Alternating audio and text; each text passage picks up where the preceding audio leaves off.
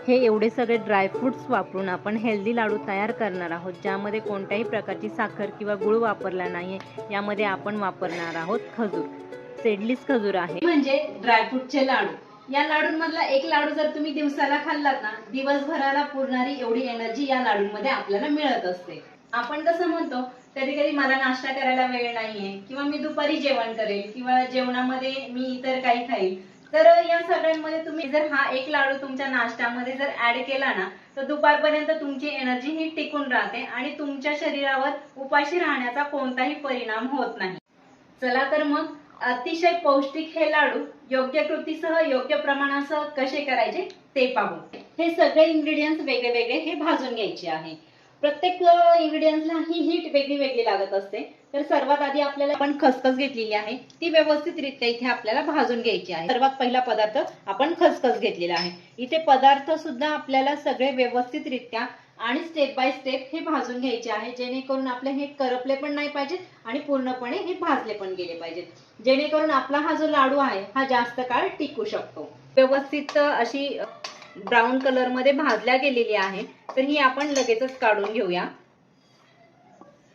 एक खसखस भाजताना आपल्याला तुपाचा वापर करायचा नाहीये, आणि हे खोबरं भाजताना ते अलगद एकदम असं थोडंसं क्रिस्पी होईपर्यंत भाजायचं आहे, जेणेकरून ते ब्राऊन नाही झालं पाहिजे, पण क्रिस्पी असं थोडंसं त्याला क्रंचीनेसपणा हा आला पाहिजे। या पद्धतीने हे खोबरं आपल्याला भाजायचं आहे। हा थोडासा इथे रंग बदलला की लगेचच आपल्याला हे काढून घ्यायचं आहे। तुम्ही बघू शकता याचा कलर हा थोडासा बदललेला आहे, हे आपण काढून घेऊया। इथे साधारण मी एक बदामचे हे 3 तुकडे केलेले आहे, ते तुपावरती छानसे असं आपण इथे भाजून घेऊया। जोपर्यंत गोल्डन ब्राऊन कलर होत नाही तोपर्यंत मंद आचेवर हे भाजून घेऊया। हे बदाम सुद्धा आपल्याला लो टू मीडियम फ्लेमवर असे छान खरपूस होईपर्यंत हे भाजून घ्यायचे आहे। याला जास्त करपू द्यायचं नाहीये, कारण सर्वात जास्त फ्लेम ही बदामसाठीच लागणार आहे आपल्याला। तुम्ही बघू शकता इथे असा थोडासा गोल्डन ब्राऊन कलर हा आलेला आहे, याला जास्त करपवायचं नाहीये। साऱ्या महिला एक चूक करत असतात, जे सारे आपण पदार्थ घेतलेले आहे ना, हे सगळं एकत्र भाजून घेत असतात, पण आपल्या पदार्थांमध्ये जसं बदामाला जास्त हीट लागते, त्याच पद्धतीने काजूला कमी हीट लागते।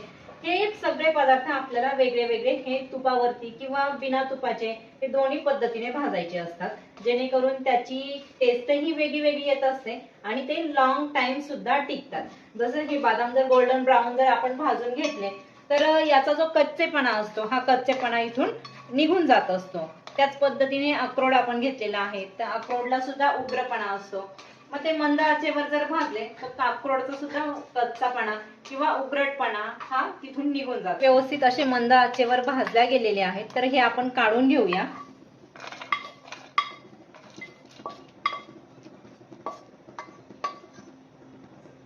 आणि याच कढईमध्ये थोडंसं परत एकदा तूप घालून इथे आता काजू थोडेसे भाजून घेऊया। काजूला जास्त हीट नाही लागणार आहे आपल्या भाजण्यासाठी।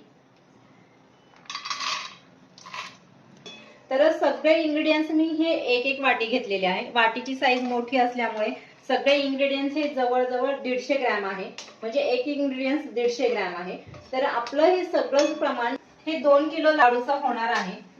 इथे काजूच्या तुकड्यांना गोल्डन असा ब्राऊन कलर आलेला आहे, तर मी इथे काजू सुद्धा म्हणजे एक काजूचे 3 ते 4 तुकडे केलेले आहे। साधारण मोठा काजू जर असेल तर त्याचे 4 तुकडे केलेले आहे, आणि छोटा असेल तर त्याचे 3 तुकडे केलेले आहे। या पद्धतीने मी हे काजू सुद्धा इथे कट करून घेतलेले आहेत। तर हे गोल्डन ब्राऊन झालेले आहे आपले, याला आपण एक प्लेट मध्ये काढून घेऊया।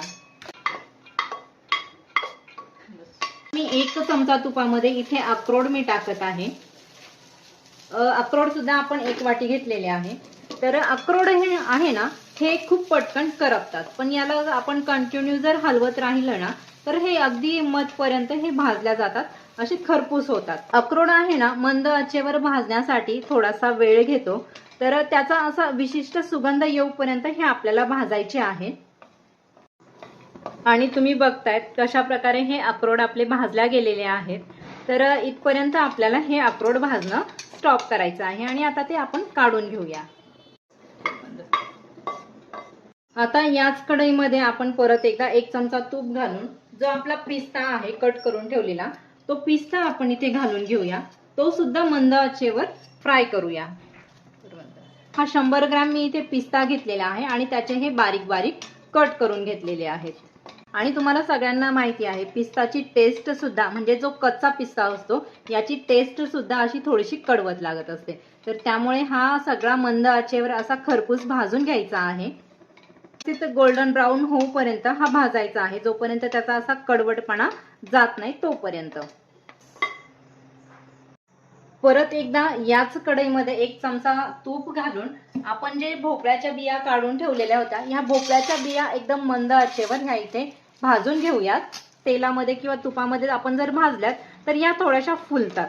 तर बघू शकता इथे थोड्याशा या फुलत चाललेल्या आहेत, त्याचा कच्चेपणा जाऊपर्यंत आपल्याला या भाजून घ्यायच्या आहेत। या सुद्धा आपल्याला अशा लाईट गोल्डन ब्राऊन होऊपर्यंत भाजून घ्यायच्या आहेत। तर या बियांसाठी आपल्याला जास्त तूप वापरायचं नाहीये, कारण की ऑलरेडी याला त्याच्या अंगच हे ऑइल हे सेपरेट होत असतं। तर एकदम नॉर्मल इथे आपल्याला तूप इथे वापरायचं आहे। इथे याला आपल्या बियांना गोल्डन ब्राऊन कलर आलेला आहे आणि त्या थोड्याशा फुलल्या सुद्धा आहेत। तर ह्या आपण काढून घेऊयात। टरबूजाच्या बिया ज्या आपण काढून ठेवलेल्या आहेत 1 वाटी, या सुद्धा घेऊयात। या बिया सुद्धा अगदी अशा गरम झाल्या किंवा भाजल्या गेल्या ना व्यवस्थित, या सुद्धा फुलत असतात। याला आपण टरबूजाच्या बिया सुद्धा बोलतो किंवा मगज बी सुद्धा बोलतो। तर तुम्हाला जे आवडेल तुम्ही ते बोलू शकतात। तरी ते या आपल्या गोल्डन ब्राऊन झालेल्या आहेत आणि अशा या थोड्याशा फुललेल्या सुद्धा आहेत। तर या आपण काढून घेऊया। आपण जे 1 वाटी मखाणे घेतलेले होते हे 1 वाटी मखाणे इथे फ्राय करून घेऊया। आणि हे मखाणे आपल्या सगळ्या इंग्रेडियंट्स मध्ये नाही ऍड करायचे, हे बाजूला ठेवायचे आहे याला थोडंसं क्रश करण्यासाठी। हे सगळे पदार्थ भाजल्यानंतर आहे ना याला एक वेगळी शाईन येते, एक चकाकी येते आणि एक वेगळाच प्रत्येक पदार्थाचा हा सुगंध इथे दरवळत असतो। हे आपण बाजूला काढून घेऊयात। आता असे गोल्डन ब्राऊन झालेले आहेत हे भाजून। ते परत 2 ते 3 चमचे तूप घालून जे सीडलेस खजूर आपण तयार करून ठेवलेले होते ते सीडलेस खजूर पूर्णपणे यामध्ये टाकायचे आहे।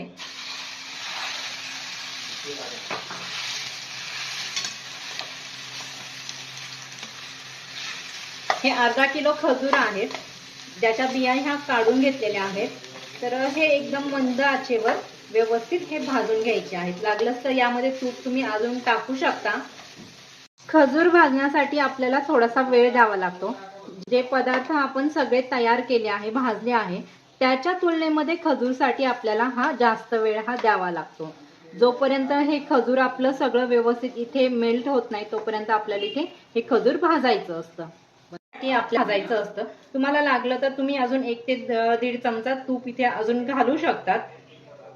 हे असं पूर्ण मेल्ट होऊपर्यंत थोडासा वेळ लागतो आणि एकदा की मेल्ट झालं त्यापुढे हे अजून व्यवस्थित इथे होत असतं। तर आपण ही वेलची पावडर इथे यामध्ये इंग्रेडियंट्स मध्ये घालून घेऊया।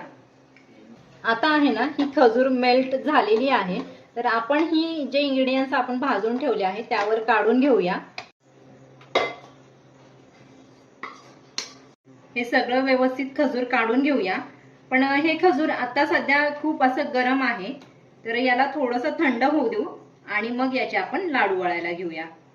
इथे आपलं हे खजूर थंड झालेलं आहे, तर आधी स्पॅच्युलाच्या साहाय्याने आपण हे एकत्र करून घेऊया आणि अजून थोडं थंड झाल्यानंतर इथे आपण मेल्ट केलेलं खजूर आणि भाजून ठेवलेले ड्रायफ्रूट हे एकत्र करून घेऊया। हे थोडेसे गरम आहे, पण तोपर्यंत आपण हे सगळं एकजीव करण्याचा प्रयत्न करूया आणि ज्यावेळेला हे थोडंसं नॉर्मल टेम्परेचरवर येईल त्यावेळेला आपण याचे हे लाडू बांधून घेऊया।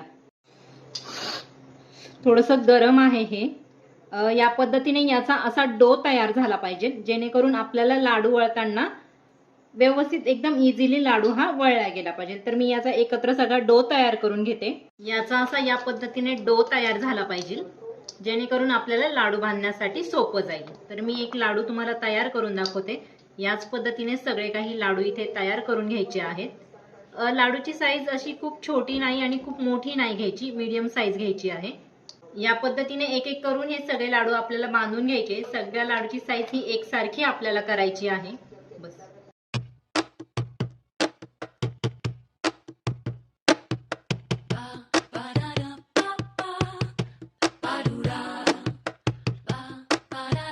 घ्या तर मी हे अशा पद्धतीने सगळे लाडू वळून तयार करून घेतलेले आहे।